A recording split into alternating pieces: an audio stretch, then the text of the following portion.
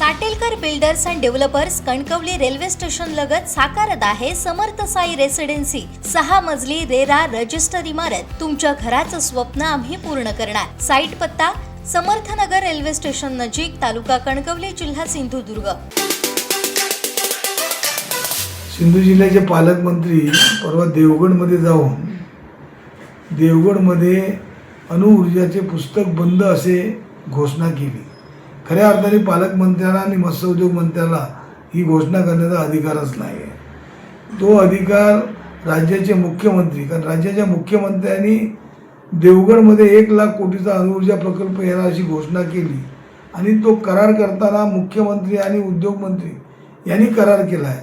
त्या 2 मंत्र्यांच्या माध्यमातून खऱ्या अर्थाने आदेश निघाला पाहिजे की देवगडमधला असलेला अदानीचा प्रकल्प रद्द झाला आहे, अशा प्रकारचा येण्याची गरज आहे।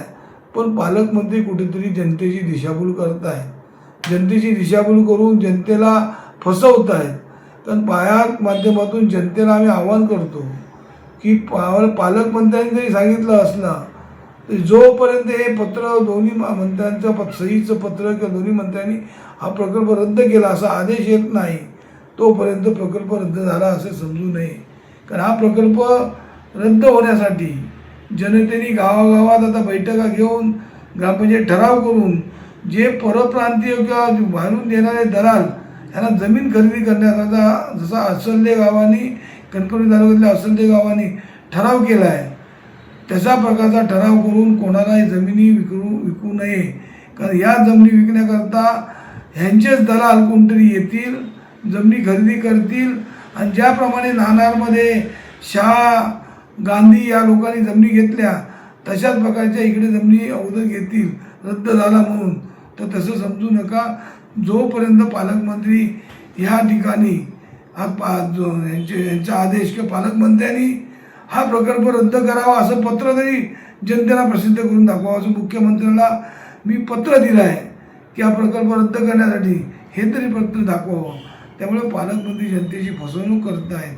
त्याच सभेमध्ये सांगितलं वॅक्स म्युझियम, जो वॅक्स म्युझियम ज्या ठिकाणी केला तो आता बंद पडला, पण बंद पडला असला तरी त्या असलेल्या घरमालकाचे किंवा त्या इमला मालकाचे भाडे अजून थकीत नगरपालिकेने ठेवला आहे।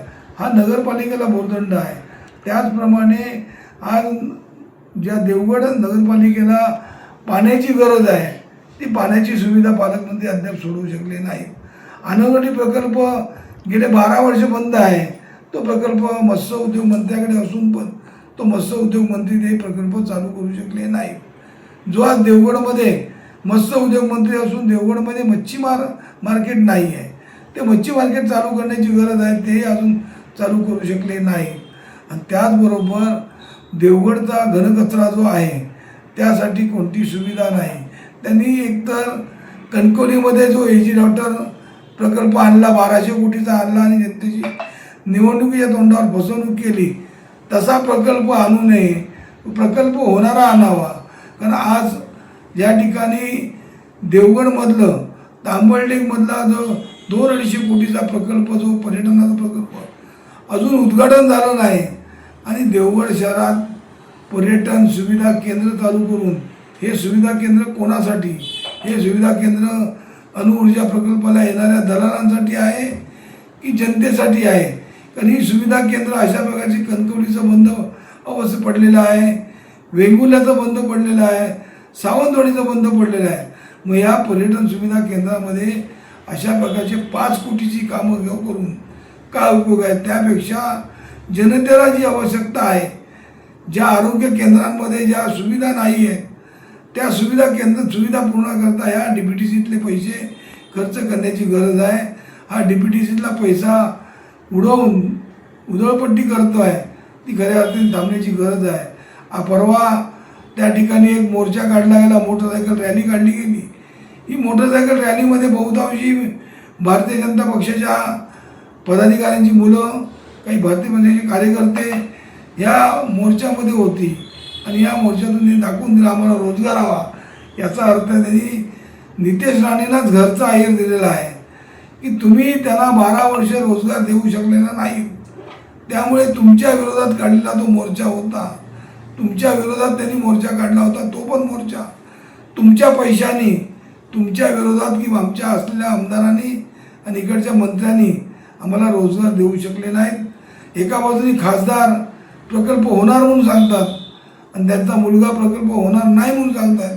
ही विसंगती जनतेने लक्षात घ्यावी आणि जनतेने हा प्रकल्पाचा लढा कायमस्वरूपी चालू ठेवावा, बंद करू नये. गावागावातून अशा प्रकारचे ठराव करून, प्रकल्प नको असलेले ठराव करून शासनाला पाठवून द्यावे, एकत्रित करून शासनाला पाठवून देण्यात यावे. तरच प्रकल्प हा रद्द होईपर्यंत आम्ही शिवसेना म्हणून तुमच्या सोबत असू आणि जनतेसोबत आम्ही शिवसेना राहणार आहोत. पालकमंत्र्यासारखी फसवेगिरी करणार नाही.